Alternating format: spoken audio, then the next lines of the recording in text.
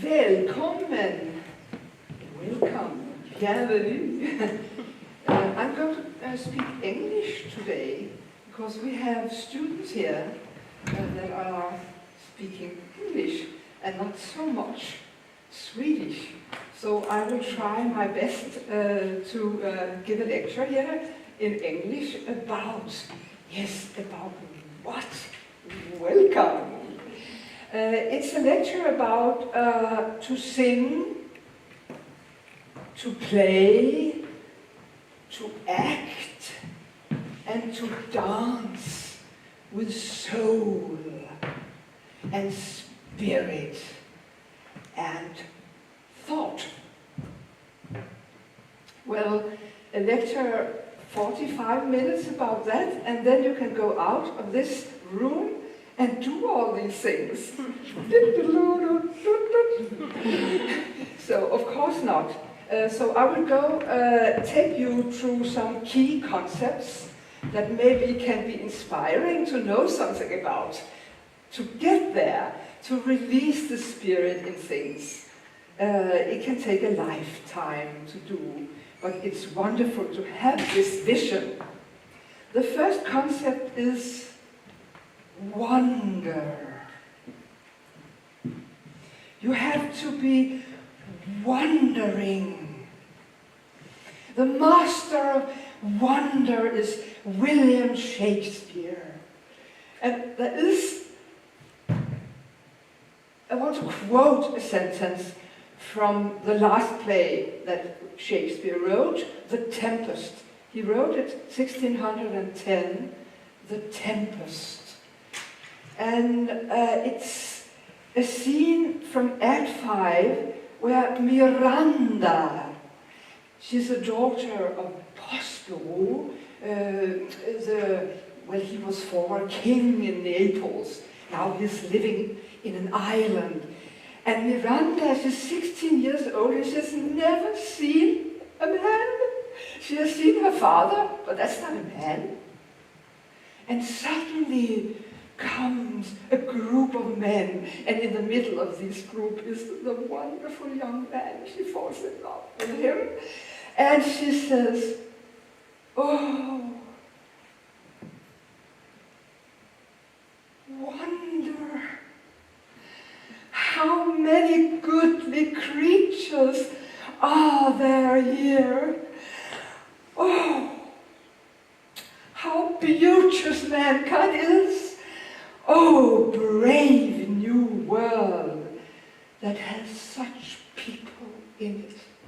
And this is her first meeting with men. How beauteous are men. Oh, what a world that has such people in it. And Miranda can wonder. And in the minute when she starts wonder, the Globe Theatre in 1610 became the world. There were no scenography, there was nothing, but suddenly the Globe Theatre became the world because Miranda could wonder. Wonder is dynamic. Wonder has to do with, as an artist, to be seeking, not in doubt, not in skepticism, but in curiosity. You have to release the riddle of the material. You have to go beyond the rationalistic explanation, to go deeper into the meaning of things. You have to be wondering. Don't say, "Well, I think it's like that." Say, "Why is it like that? Could it be otherwise? What is behind reality?" Use it as a method to wonder. And you can wander from the naive to the most sophisticated. Figaro, the marriage of Figaro. If I take 3 examples here from the marriage of Figaro. Susanna. I start to wonder with Susanna the first thing is a very naive question, really. Please tell me, Susanna, what's your name? And she said, are you stupid?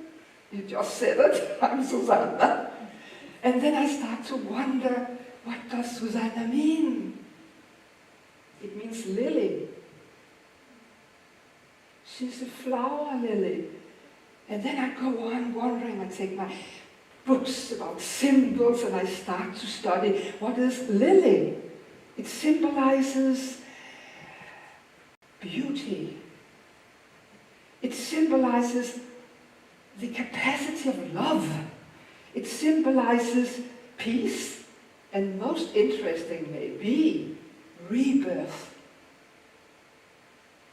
When I worked at the Opera Academy with some scenes from Figaro, I told Susanna, the singer, and she said, rebirth, oh my God, I can take that rebirth through the whole opera.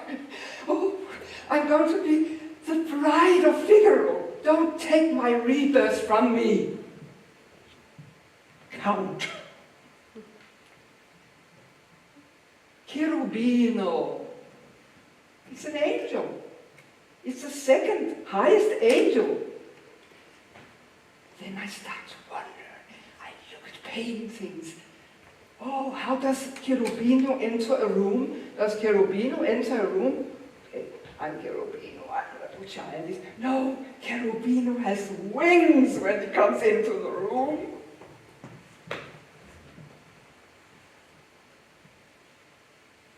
Figaro.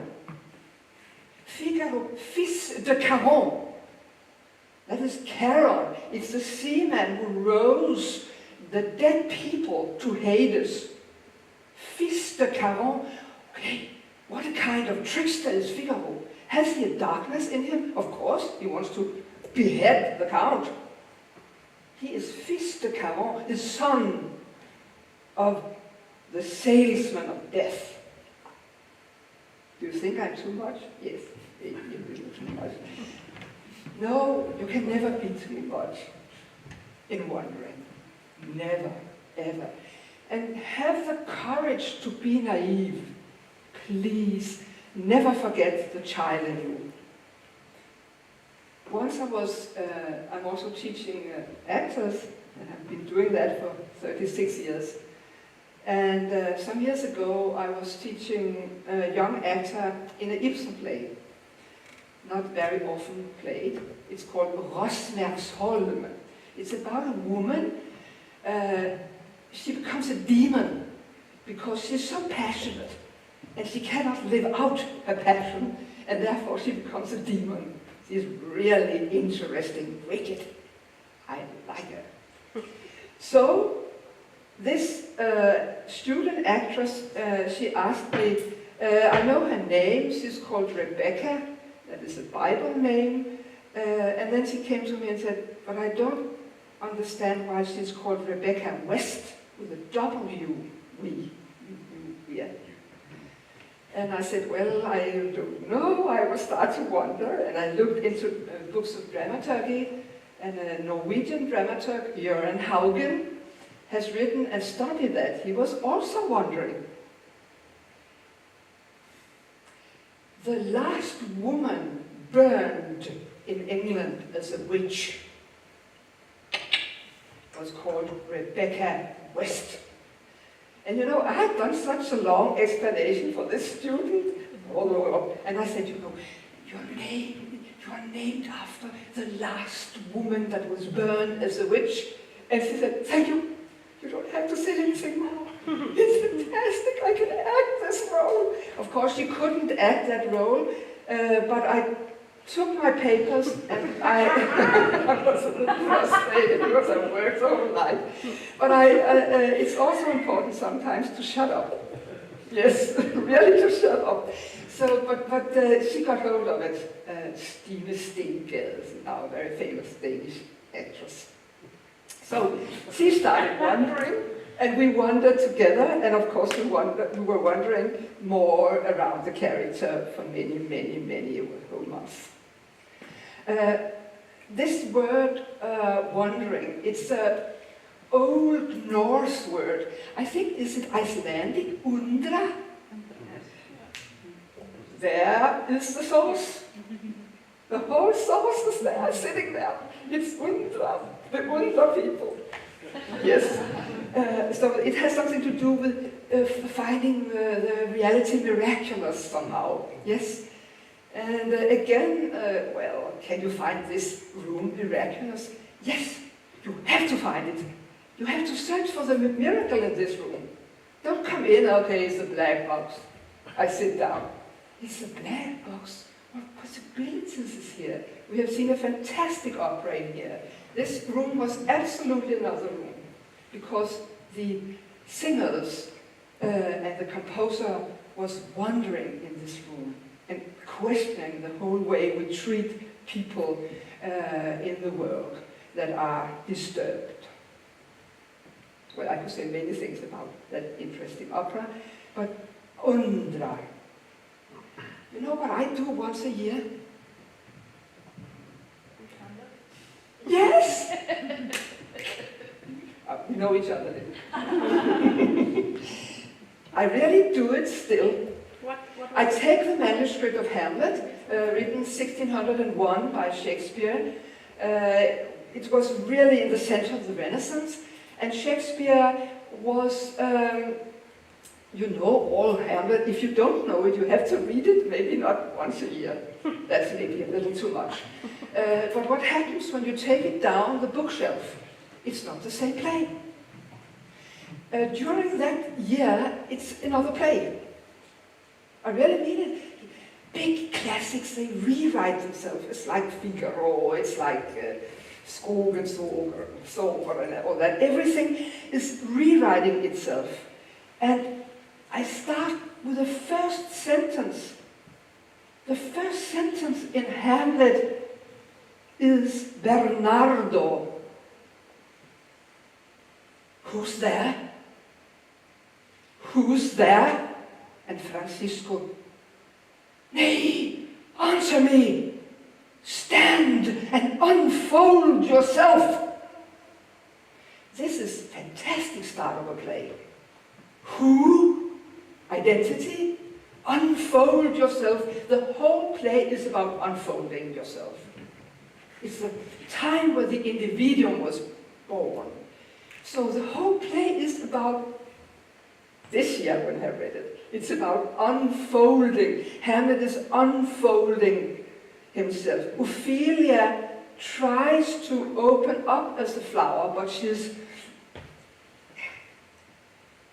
never gets to bloom. Neither Hamlet really. No one. It's the birth, the first time we say it's the birth of modern man in drama. I will also say modern woman, modern young woman. So this rereading for me of Hamlet is, I read it with wonder.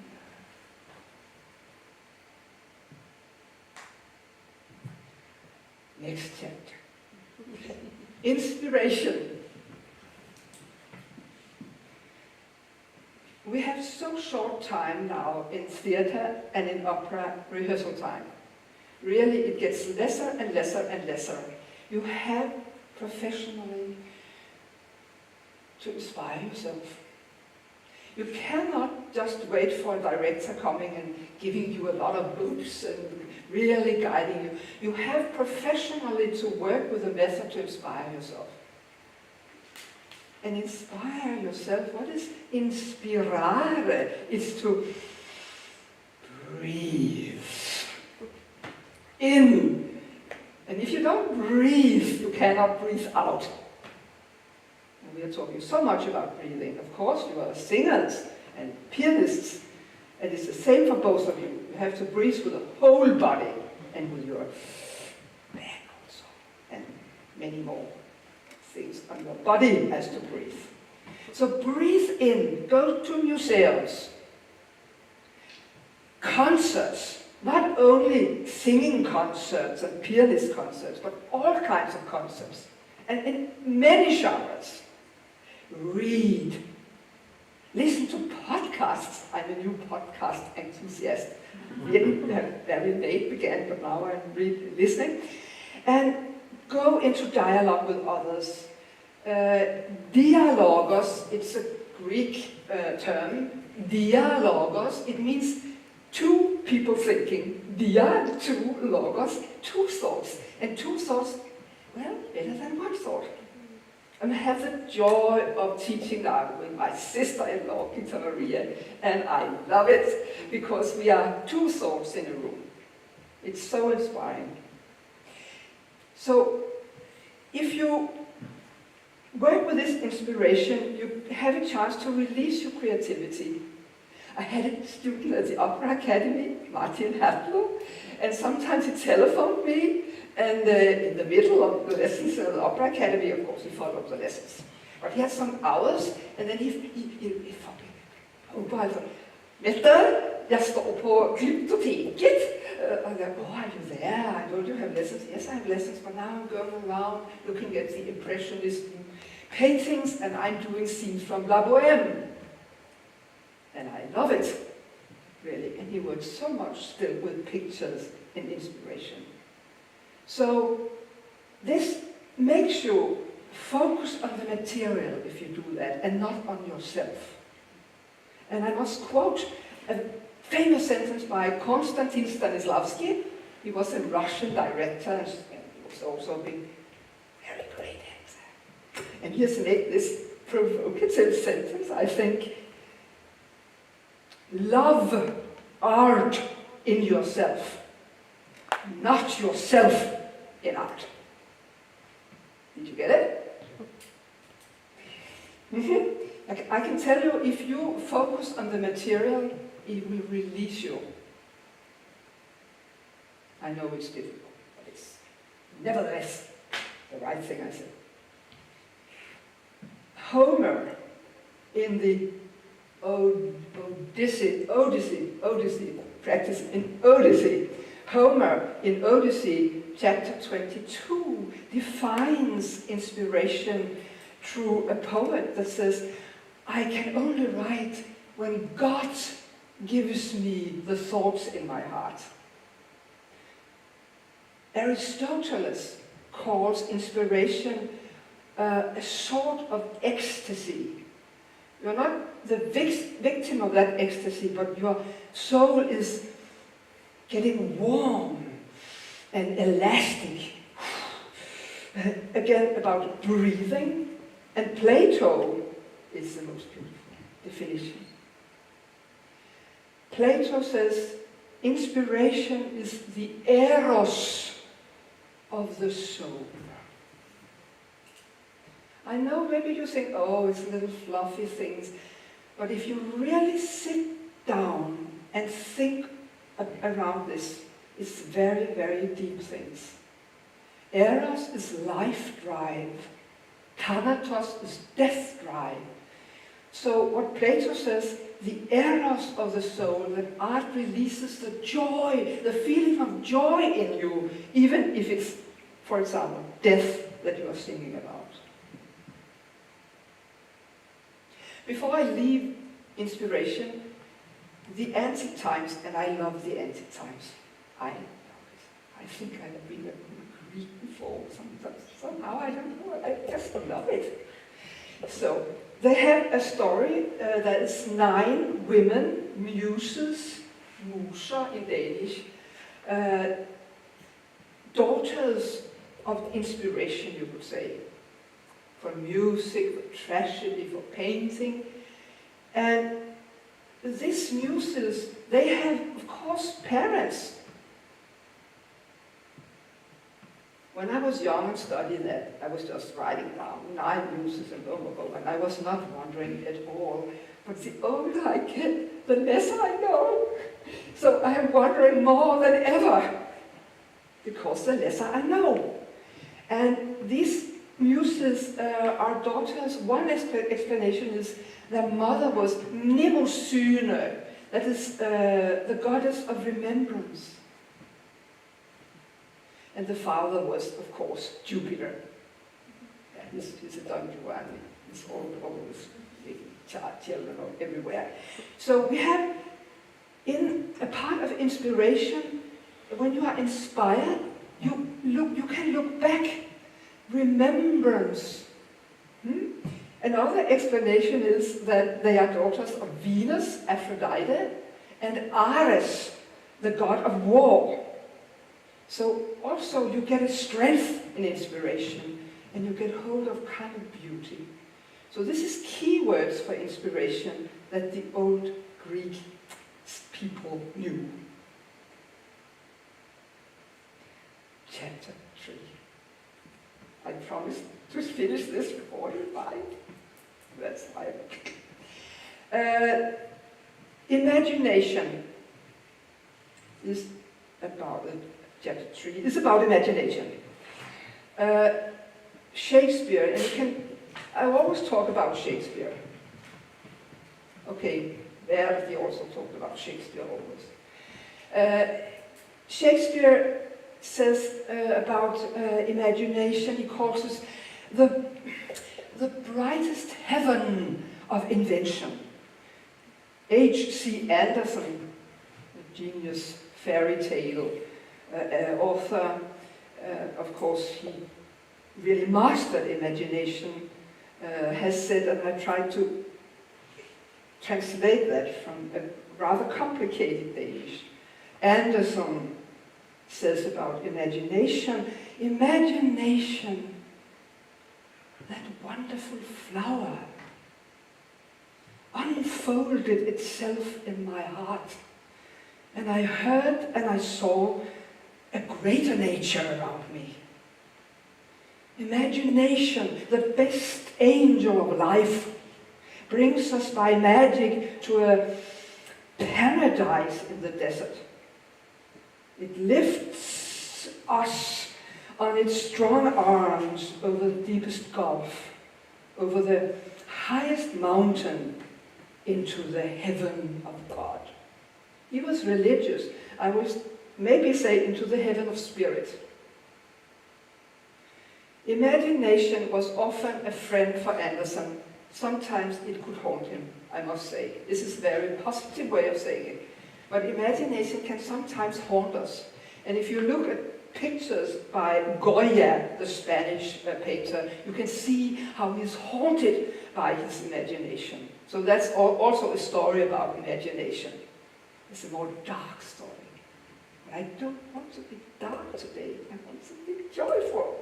So, but I know that from Andersen, and he had some times where he struggled, and it haunted him as a shadow. And suddenly, the imagination became a shadow for him, and took him, and suddenly the shadow played the leading role. And yes, you're nodding, it's such a scary fairy tale. Skyggen, the shadow by Andersen. He couldn't control it any longer. Ooh. So, awaken your imagination, and you will experience wonders.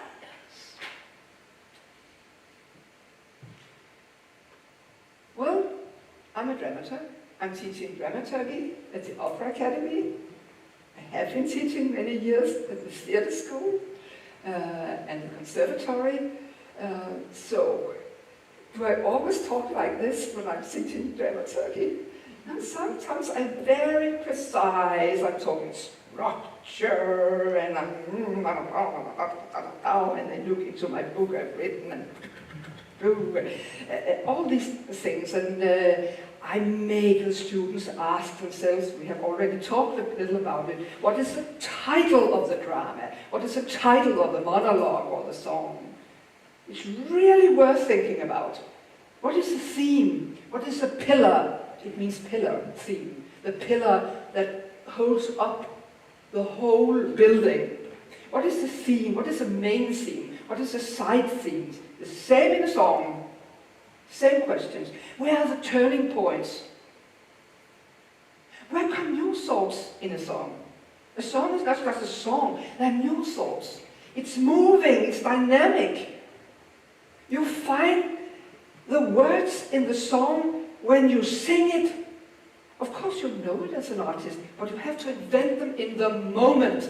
And so much art is about being in the moment. How do you catch the moment? What is the atmosphere? It's a very interesting question. The atmosphere of the night when you have fallen deadly in love with Romeo. Well, this is the night. Okay. In such a night, it's not a night, it's the night. Big difference between a night and the night. Big difference between what Shakespeare wrote, A Winter's Tale or The Winter's Tale. And sometimes theatres write the title, A Winter's Tale, and the dramaturgy in me starts to burn. Anger. Really, and I must telephone them and say, it's not A Winter's Tale, it's The Winter's Tale. Big difference if you are an actor, if you are playing in a play that is A Winter's Tale or The Winter's Tale. Huge difference. Svarta rosor. I don't think any of you are singing that song, but what a title, what an atmosphere. How many blacks. The black is not black, it's many nuances in black. Words. I'm not as Eliza. Words, words, words. I'm so sick of words. I get words all the day. Yeah, I get words all the day. But words, as you're so interested in working with it now, when I'm following you, words has body. And we're talking a lot about body on stage, and we have a body, of course. But words are physical. They are round, or they are, and enjoy the physicality of the words. Of course, they have to do and swing together with the music, but wonder. So you don't, and Gunnar, you talked so interesting about that. I think when you talked about having it as chocolate in your mouth. Yeah, and when Gunnar said that about the language as chocolate in the mouth, I also told Gunnar, it reminded me of a Shakespearean actor, Alan Howard. He said nearly the same as you. He said, when I act Shakespeare, it's like eating the words. I put them in my mouth and I chew them. So never be afraid of words. It's a gift for you. I love that with chocolate. I will steal that. May I, Gunnar? Thank you. No. Yeah, but you said it as it was yours. It was my own teacher. Yeah, but it's very, very good. Then you have a metaphor when you teach, of course you are also a teacher, a metaphor you can remember. Chocolate in your mouth. Okay, I will always remember that. And I will sense it also. So it's a very sensual way of saying it. So words are sensual. Never enemies. Of course they can, because I work so much with actors and have done, they can sometimes feel that Shakespeare's words can be a little, we will never get through it. But the moment they start to enjoy, and take them and embrace the words, then they can live with the words. Well, the structure in me, the rationalist in me, is never, here is Mette, very much a dramaturg, and here is Mette, the more artistic Mette. I cannot divide them. I will not divide them. Never. And therefore the term theory, as a theory, is a problematic term. Very, I think, because every theory you have, or technique you work with also, it's also present. It gives you presence on the stage. So don't divide things. Mingle. But I can be very academic and dry. No, I don't hope so. No, but sometimes, of course, sometimes as a teacher, you also have to dare to be, not to be boring, but to dare to say, this is, you've got to know this, for God's sake, because then you can fly. But by mingling these things, you don't get to the result too early. And never get to the result too early. Prepare as good as you can, but never let the preparation be a picture of the result. Lean back in the preparation. Of course you have to prepare a lot of music and things, but lean into it. Let the preparation embrace you. But the moment you prepare and, okay, this is, and I learned this from a Danish actor who's called Lars Mikkelsen, the brother of Mads Mikkelsen, a famous movie actor. Lars is also, and he's really a man who prepares a lot. But he said that, I remember, some years ago. So lean into the preparation, but never let it be a picture of the result. Well, not too early. Of course, you have to get to the result, but not too early. Well, now comes the next chapter. It's about body. Friedrich Nietzsche, I mentioned him yesterday. He said that music, singing, and dancing is what he called the great reason. There I started wondering, what does he mean? He means that music, singing, and dancing has a body.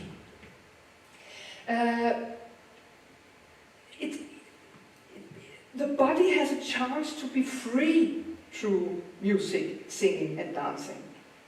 You have to learn, Friedrich Nietzsche said, you have to learn to think with your body. And that's really true. That's really true. I don't mean that you should not think, but the moment you start to think with your body, it's really freeing you. And maybe you get this control on your shoulder. I don't know if you know, having a little one sitting on your shoulder and saying, I know. If you get it into the body by breathing, deeply breathing. Yes. I will recommend a book for you. A book written by a Russian actor, later a pedagogue in New York, called Michael Chekhov. He was a nephew of Anton Chekhov, the great Russian dramatist. Michael Chekhov, it's called To the Actor. Could be as well as To the Singer, of course. Where's the difference? So, and I love that book. It's a dramaturgy book also. And he talks about a lot of things, but he talks about centers. And this center talk, and look at the pianist also now, is just as important for you, a pianist, to know about centers in the body. For Michael Chekhov, he looks at singers and actors can have a tendency to place their centers too high up. So he recommends the singers and actors to place the centers deeper down in the body, what we call grounding. And what he writes is very Russian, it's very exciting. He writes about that the center can have a quality. It can be gold, it can be copper, it can be red, it can be blue, it can be black, it can be all sorts of qualities. So this opening of the center and feeling where the center is, the center can sometimes be over the head, as in Commedia dell'arte, the lovers in Commedia dell'arte, they're having the centers up here, you know. Sometimes a woman, it goes down here. It's very dramatic. some days ago, really, I saw a chapter of Fraser. Do you know that sitcom, Fraser? About the psychiatrist in Seattle? You know it? No? He's always very unlucky in his relationships with women. And Fraser, it was a very complicated story because his father had also a love affair, and his father had his mistress in the room, and his father lives with Fraser, and then Fraser had a woman to come, and everything got in the middle of chaos, of course.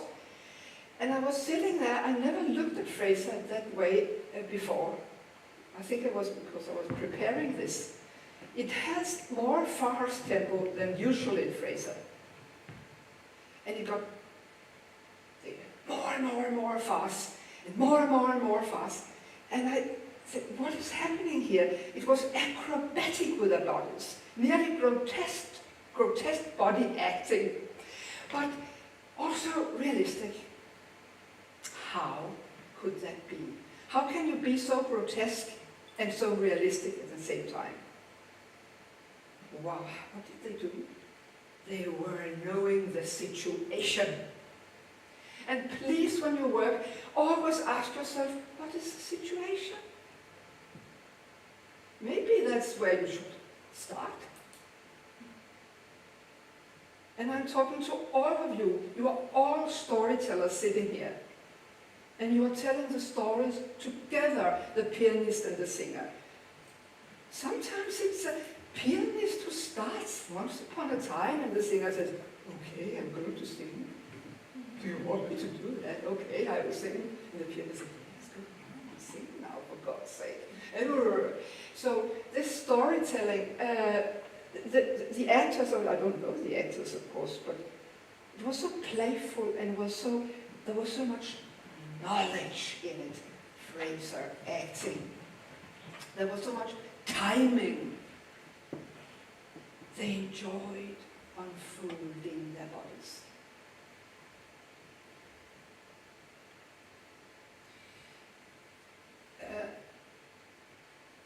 I've written on my paper, think that way, think down.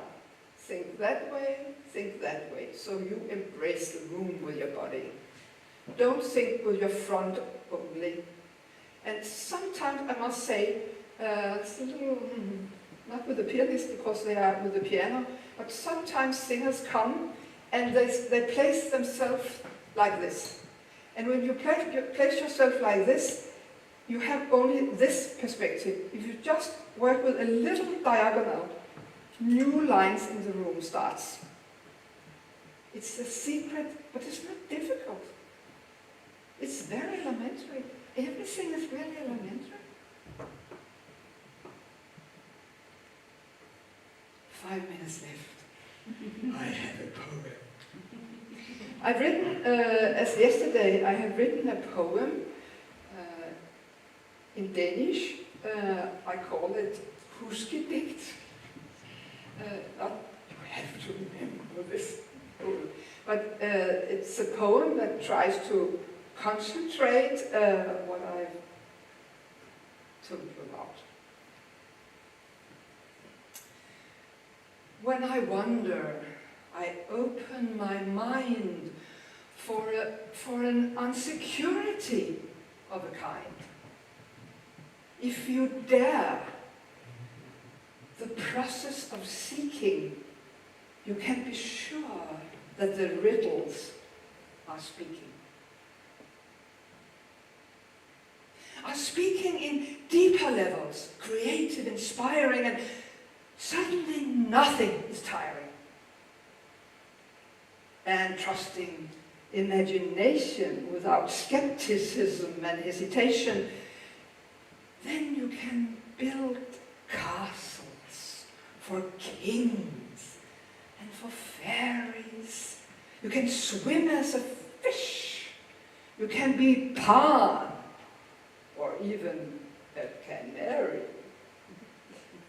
Travel you can around the world on your wings, because it's imagination that are pulling your strings. And so study the body, A body that lives is a body that gives. It's a body that gives its body to all in a bodily call. Such body is grounded, it's sounded, and it's rounded. Well, that's the end of my lecture today. I'm convinced that you all will find your own wonder way.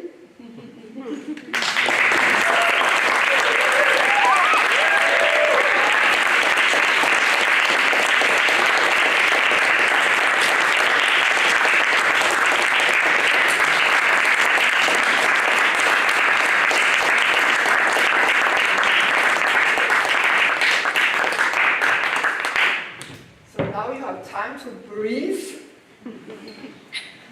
before master class. Yes, okay?